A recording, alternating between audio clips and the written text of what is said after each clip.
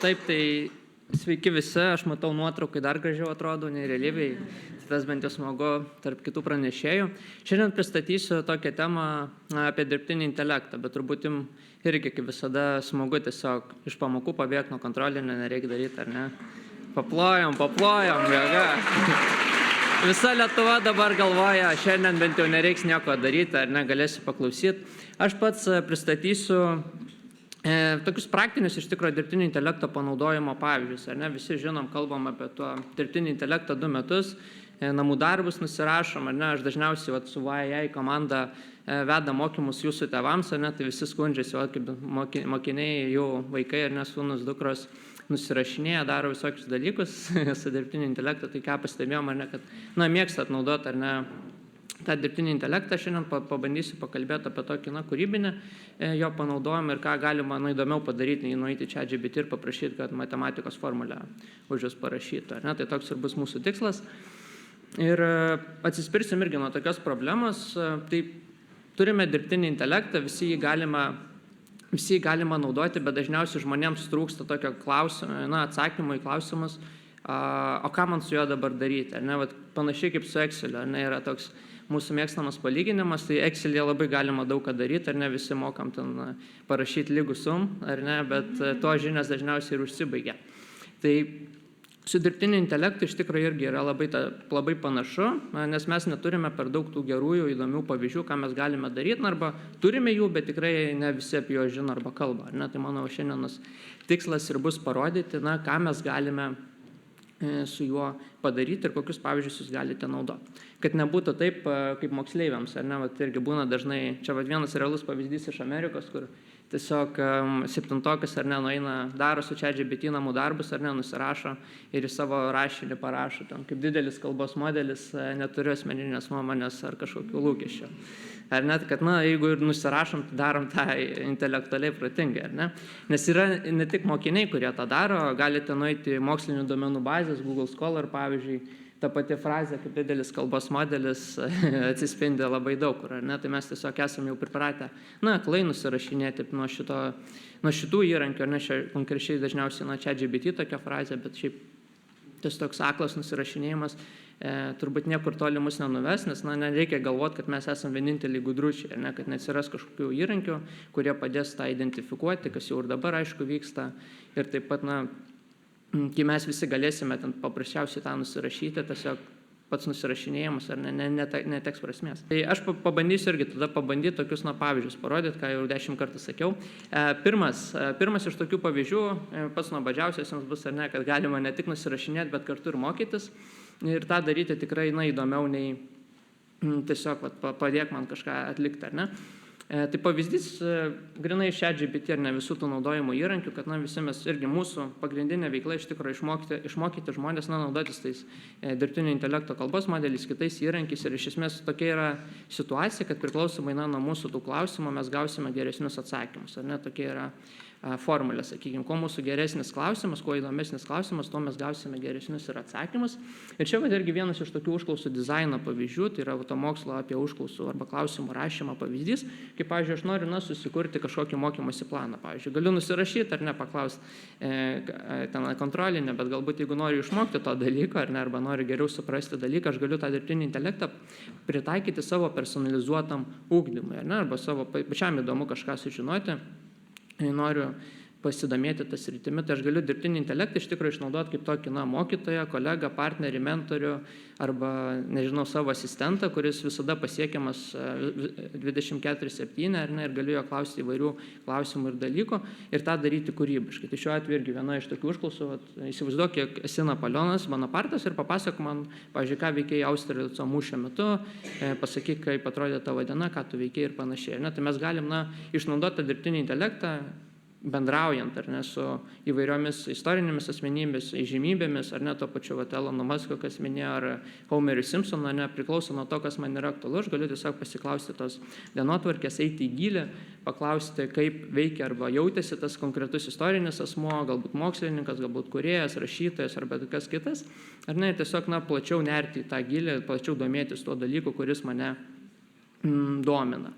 Tai čia vienas iš tokių pačių paprasčiausių naudojimo pavyzdžių, kam irgi įdomu šiaip plačiau pasidomėto dirbtinio intelekto arba kaip veikia dirbtinio intelekto atsakymai, kaip padaryti juos geresnius, tai tikrai rekomenduoju apie užklausų dizainą arba prompt engineering. Galbūt jau irgi teko susidurti su šituo dalyku, bet galima irgi pasidomėti, pasižiūrėti, kaip tos užklausas rašyti, kokie yra principai gerų klausimų, kad dirbtinis intelektas pateiktų tuos geresnius atsakymus. Tai čia pirmas. Antras pavyzdys yra paaiškinimą, tai irgi, kai visi tą darome, dažnai irgi klausinėjomės, konsultuojamės su dirbtiniu intelektu kažką padaryti. Vienas iš tokių irgi mano mėgstamų dalykų, tai yra paaiškinimai per metaforas, ką galima padaryti. Šituo atveju irgi paklausiu, nesuprantu fotosintezės, prašau man paaiškink per analogijas, kad suprastų ten ir 5-okas, 9-okas ar kažkas tokio. Ką gaunam, tuos pačius paaiškinimus, tuos sudėtingus dalykus, kuriuos mes ten vadovėliuose skaitom ir mokomės kiekvienais metais arba kas porą metų, vis dažnai užkliūna arba užmirštame šitos dalykus. Tai dirbtinis intelektas gali mums per kažkokius analogijus, per man pačiam aktualius pavyzdžius parodyti ir geriau suprasti, ką tas dalykas veikia. Tiesiog irgi vienas iš tokių gudrybių arba panaudojimo būdų, ką galima pritaikyti. Ir čia yra ChatGPT, bet irgi kaip dažnai būna, visi įsivaizduojama, kad dirbtinis intelektas yra ChatGPT ar ten koks dar vienas įrankis, bet iš tikrųjų jų yra įvairybė, visuma, tai dabar irgi perėsime prie tokių kitų įdomesnių galbūt įrankių, kuriuos galima pritaikyti ir kuriuos galite irgi pritaikyti pas save. Tai trečias yra aplikacijų kūrimas. Tai irgi šiuo metu, 24 pabaigoje, 25 metų pradžioje, iš tikrųjų labai daug randasi įvairių įrankių, kurie yra orientuoti, pavyzdžiui, programavimą arba tokį minimalų programinių sprendimų kūrimą, ir aplikacijų kūrimas yra kažkas panašaus. Tai iš tikrųjų irgi dirbtinio intelekto socialinėse tinkluose ir visur kitur nuskambėjo toks irgi labai įdomus pavyzdys, kaip pavyzdžiui 8-metė mergaitė su tam tikrais dirbtinio intelekto įrankiais, kuriuos parodysiu kitoj skaidriai, paėmė ir sukūrė ten pokalbių robotą su Harry Potteriu, pagal Harry Potterio knygas ir visus kitus dalykus. Jinai tą sukūrė per kažkur 15-20 minučių ir jos tėvas tiesiog leido nufilmuoti ir įkėlė į socialinius tinklus ir surinko kelis šimtus tūkstančių peržiūrų. Ir tokių įrankių jie yra beveik nemokami, visi prie jų mes galime prieiti, tai kam irgi įdomu tiesiog pasikurti kažkokį mini sprendimą, pradėti savo naują verslo idėją arba pardavinėti kokį nusirašinėjimo įrankį moksleiviams, kolegams. Galite irgi pasižiūrėti Claude, Cursor, Bolt ir kiti įrankiai, kurie veikia labai panašių principų, kaip tą daro ChatGPT. Mes sugalvojam idėją, atsidarome įrankį ir jis mums padeda sukurti ten programinį kodą arba kažką panašaus realiom veikiančioms aplikacijoms. Čia viena iš idėjų. Ketvirtas pasiūlymas kelionių planavimas. Čia irgi, kai būna ekskursijos arba patys nori susigalvoti, arba mokytoja neišveža, galima ateiti ne tik su idėja, kad noriu ten, kur ten, į Akropolį, nuvažiuoti, arba dabar jau kitur, arba, nežinau, bowlingą. Galima įdomių idėjų pasiūlyti, ateiti ir sakyti, mes nuvyksime tai ir paimsime ir tą padarysim su dirbtiniu intelektu. Tai čia irgi vienas iš pavyzdžių, kaip galima dirbtinį intelektą išnaudoti tam pačiam kelionių planavime, su mokykla, su šeima arba kitur. Tai vienas iš pavyzdžių, planas, ką mes galime veikti, nusakome tiesiog vietą, kur vyksiu, ką pamatyti, kokias svarbiausias įžymybės, ką turėčiau žinoti apie tai. Kitas iš pavyzdžių yra tiesiog nuotrauka. Galiu įmesti nuotrauką, paklausti, kas ten kur vyko, kam šita skulptūra reikalinga ir ką aš galėčiau daryti. Tai daug tokių pavyzdžių. Pagrindiniai irgi įrankiai šitoj vietoje tai būtų ChatGPT, bet ir taip pat ir kitos alternatyvos, galbūt teko girdėti apie Microsoft Copilot, Cloud įrankius ir panašiai. Tai šitie įrankiai panašių principų veikia. Penktas pavyzdys yra apie grafinio dizaino sprendimus, tai apskritai, kalbant, viskas, kas yra susijęs su vizualais. Tai mūsų skaidrės, matom, irgi su dirbtiniu intelektu sugeneruotos. Tai šiuo metu labai smagu tiesiog atrasti daug skirtingų panaudojimo pavyzdžių kūryboje, ką apskritai ir galima daryti, kurti, piešti, filmuoti, kurti animacijas ir panašiai. Ta dirbtinis intelektas įgalina, nes žmonės tokie kaip aš, kur aš nei programuotojas esu, nei grafinio dizaino specialistas, galiu visai neblogus tokius variantus susikurti pats savo. Mes irgi patys savo, pavyzdžiui, naudojame komunikacijoje, reklamos kampanijose, ar ne, irgi tokia pasileidom, parašėm, ar ne, vieną gerą prompt arba užklausą, kaip atrodo, mūsų klientai, ar ne, kurie pas mus, ar ne, apsilanko arba apsilanko mūsų mokymuose, parašėm vieną tą gerą tokį dizainą ir galėjom tą replikuoti, ar ne, 110 kartų ir tai irgi, susilaukė nemažos reakcijos socialinėse tinkluose. Yra daug tokių vaizdų kūrimo įrankių, tai vat kelis, kuriuos norėčiau parekomenduoti, tai kam įdomu irgi pasikurti gražių vizualų, ar ne, Midjourney, Leonardo įrankis, Ideogram įrankis, jie visi, daugumoje bent jau leidžia nemokamai pasibandyti, irgi galėsit pasižiūrėti, susikurti tokių arba panašių vaizdų, ar ne, kuriuos, tiesiog įkeliame savo idėjas ir ką galime paimti ir padaryti. Šeštas pavyzdys - eksperimentavimai arba tiesiog apskritai kūrybai, tai irgi kuo dabar dirbtinio intelekto tokios tendencijos 25 metais ateina, tai būtent toks multimodališkumas, ar ne? Tai reiškia, paprastai tariant, ne tik, kad mes bendraujame su juo tekstu, bet ir vaizdu, garsu, ar ne, ir video formatu, ar ne? Tai daug tokių galimybių, kurios, ir kaip mūsų irgi ChatGPT, tas pats, kurį mes turim galbūt irgi telefone, jau bandėt kalbėtis, ar ne, užduoti klausimus ir panašiai.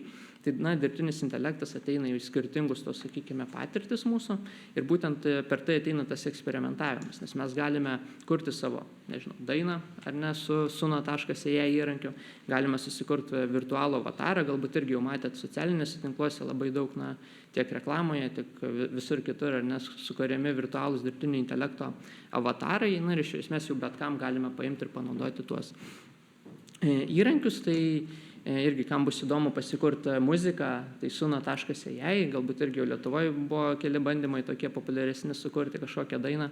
Ta galim labai paprastai padaryti, ar ne, nemokamai su šituo įrankiu, HeyGen, ar ne, virtualiems avatarams, tai irgi judantis žmonės, kurie geba atsakinėti vienaip arba kitaip.